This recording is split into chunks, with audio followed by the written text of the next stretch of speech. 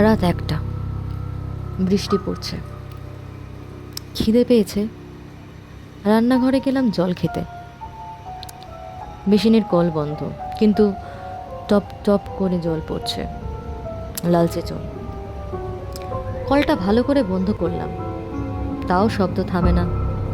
Top top top.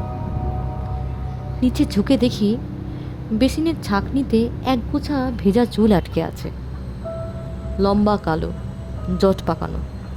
টান দিলাম, উঠল না।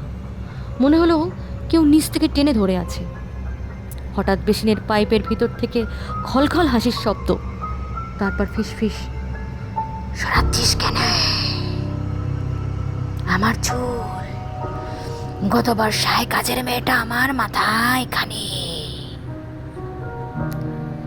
কথা শেষ হলো না, বেসিনের ফুটো দিয়ে গল গল করে কালো জল উঠে এলো, সাথে আরো চুল, নোক, একটা কানের দুল।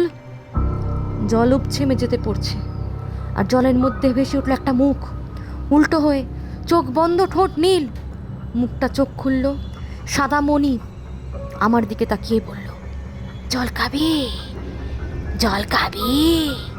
নে খা, আমার মতো। আমি পিছিয়ে গেলাম, কিন্তু পা নড়ছে না। মেশিন থেকে চুলগুলো সাপের মতো বেরিয়ে এসে আমার পা পিছিয়ে ধরেছে, টেনে নিয়ে যাচ্ছে। কলের মুখ দিয়ে আবারও একটা হাত বেরোলো, সরু, পচা, আমার গলা টিপে ধরলো।